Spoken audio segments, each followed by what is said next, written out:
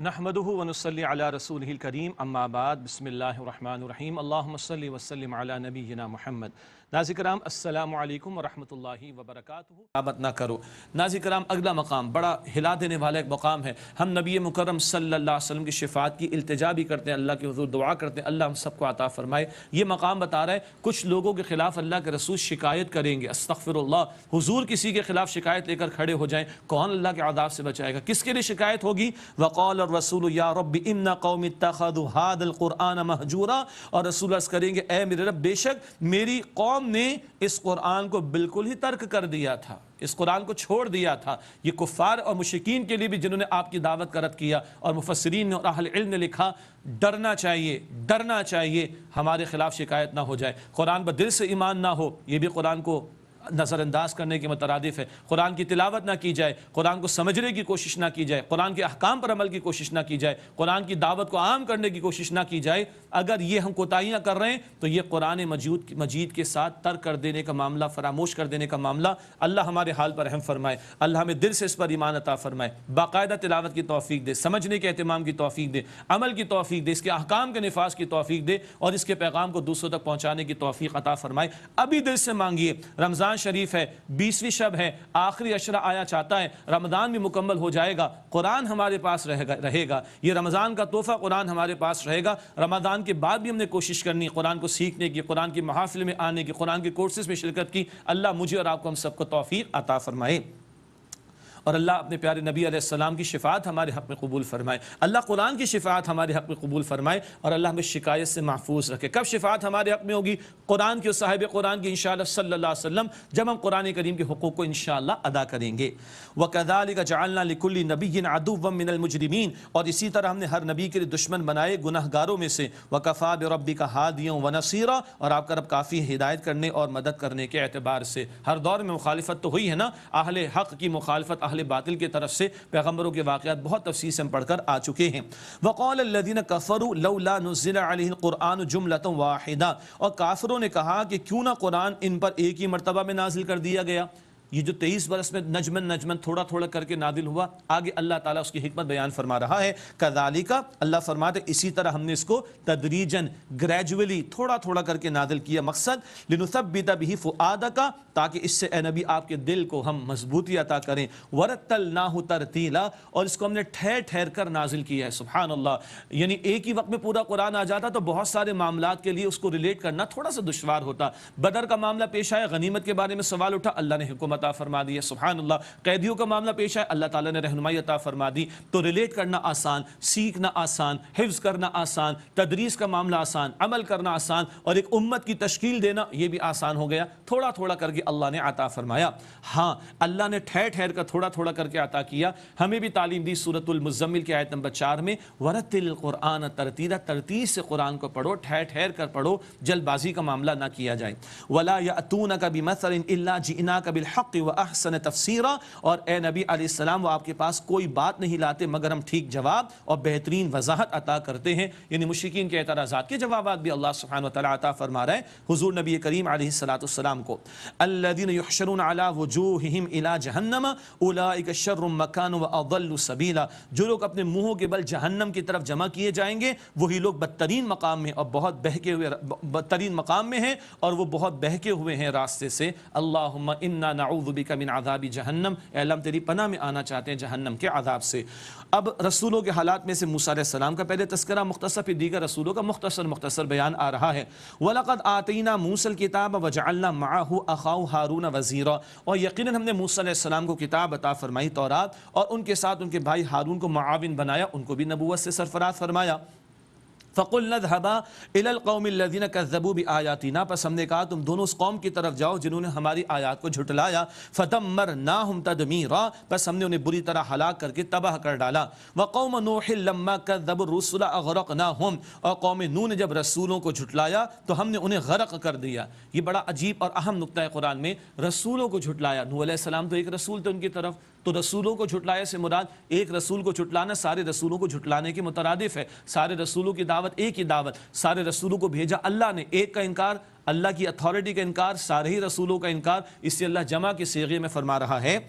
وقوم نوح لما كذبوا الرسل اغرقناهم، اور جب قوم نوح نے رسولوں کو جھٹلایا تو ہم نے انہیں غرق کر دیا. وجعلناهم للناس آیا، اور ہم نے انہیں لوگوں کے لیے نشانی یعنی عبرت کا سامان بنا دیا. واعتدنا للظالمین عذابا الیما، اور ہم نے ظالموں کے لیے دردناک عذاب تیار کیا. وعاد وثمود واصحاب الرس، اور عاد اور سمود اور کنویں والے. وقرونا بین ذلک کثیرا، اور ان کے درمیان بہت سی جماعتیں جو نافرمان لوگ تھے ان کو ہلاک کیا گیا. کنویں والے، ان کے حالات کا ذکر قرآن حکیم میں نہیں ملتا زیادہ ہمیں، اور ایک رائے ہے کہ شاید یہ وہی قوم ہو جنہوں نے اپنے نبی کو کنویں میں ڈال کر شہید کر دیا ہو، واللہ اعلم، البتہ زیادہ تفصیل ان کی بیان نہیں ہوئی. وَكُلًّا ضَرَبْنَا لَهُ الْأَمْثَالِ، اور ہم نے ہر ایک کے لیے مثالیں بیان کی، مگر کیا ہوا، لوگوں نے نصیحت حاصل نہیں کی. وَكُلًّا تَبَّرْنَا تَتْبِيرًا، اور ہم نے ہر ایک کو تباہ کر کے مٹا دیا. وَلَقَدْ أَتَوْا عَلَى الْقَرْيَةِ الَّتِي أُمْطِرَتْ مَطَرَ السَّوْءِ، اور یقیناً وہ اس بستی پر آئے، یعنی لوط علیہ السلام کی بستی جس پر پتھروں کی بری بارش برسائی گئی. افلم یکونوا یرونہا، تو کیا یہ مشرکین اسے دیکھتے نہیں رہتے؟ ان کے جو تجارتی سفر چلتے ہیں ان کے درمیان میں کھنڈرات دیکھتے ہیں. بل کانوا لا یرجون نشورا، بلکہ وہ دوبارہ جی اٹھنے کی امید نہیں رکھتے. آخرت کا انکار کر بیٹھے، آخرت کے بارے میں بندہ سیریس نہ ہو تو حق کی طرف توجہ اس کی پھر نہیں ہو پاتی. وَإِذَا رَأَوْكَ إِن يَتَّخِذُونَكَ إِلَّا هُزُوًا، اور اے نبی علیہ السلام جب یہ آپ کو دیکھتے ہیں تو آپ کا مذاق اڑاتے ہیں، معاذ اللہ. أَهَذَا الَّذِي بَعَثَ اللَّهُ رَسُولًا، کیا یہ ہے وہ جسے اللہ نے رسول بنا کر بھیجا؟ یہ ان کی ٹون، ان مشرکین کی، کفار کی. إِن كَادَ لِيُضِلُّنَا عَنْ آلِهَتِنَا لَوْلَا أَن صَبَرْنَا عَلَيْهَا، قریب تھا کہ یہ ہمارے معبودوں سے ہمیں پھیر دیتا، بہکا دیتا اگر ہم اپنے معبودوں پر جمے نہ رہتے. یہ مشرکین کہہ رہے ہیں. وَسَوْفَ يَعْلَمُونَ حِينَ يَرَوْنَ الْعَذَابَ مَنْ أَضَلُّ سَبِيلًا، اور وہ جلد جان لیں گے جب وہ عذاب دیکھیں گے کہ کون راہ راست سے بدترین گمراہ ہے. ارأیت من اتخذ الہہ ہواہ، کیا آپ نے اس شخص کو دیکھا جس نے اپنی خواہش نفس کو اپنا الہ یعنی معبود بنا لیا. افانت تکون علیہ وکیلا، تو کیا آپ اس پر نگہبان ہو جائیں گے؟ یہ مقام ذرا توجہ سے دل کے کانوں سے سنیے.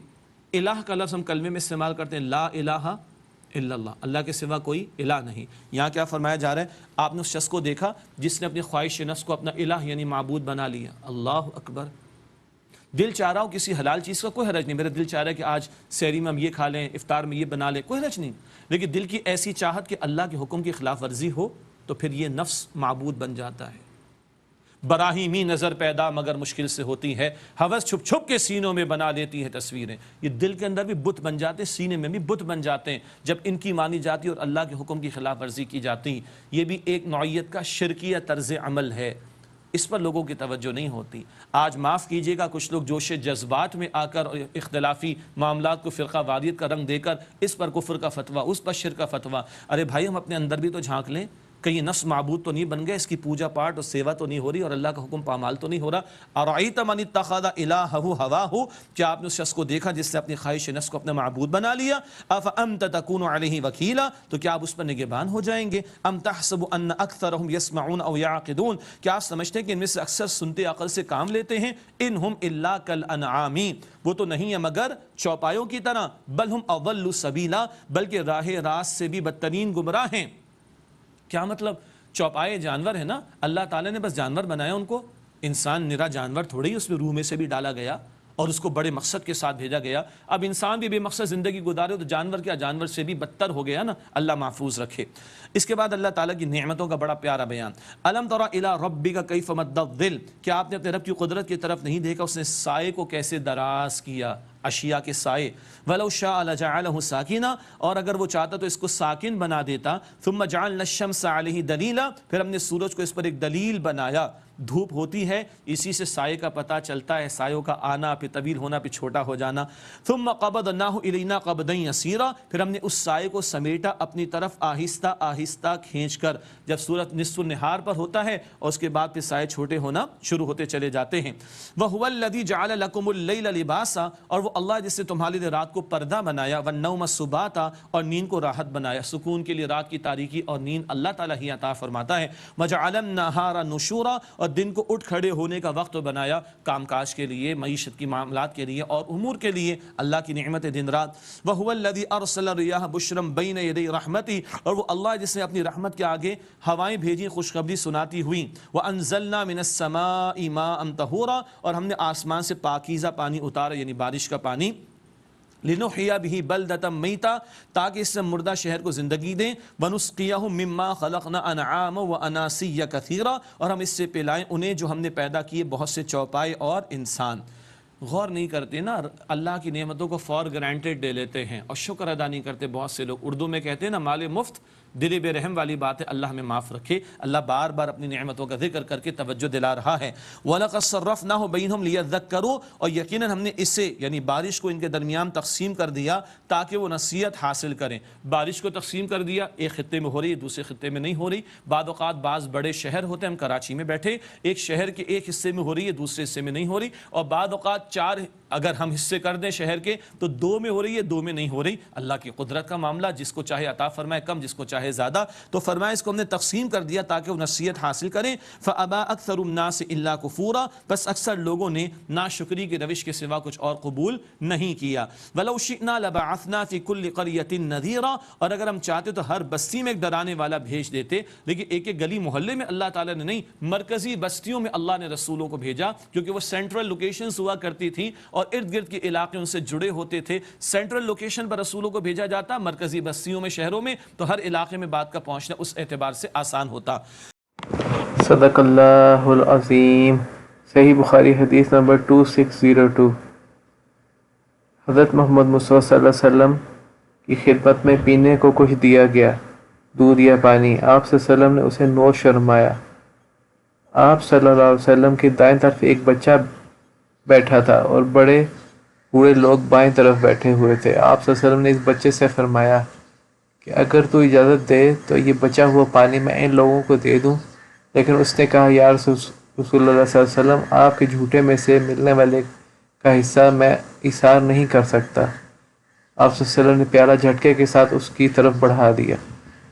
اس حدیث سے یہ پتہ چلتا ہے کہ آپ صلی اللہ علیہ وسلم جب کچھ بانٹتے تو ہمیشہ دائیں طرف سے اس کا آغاز فرماتے۔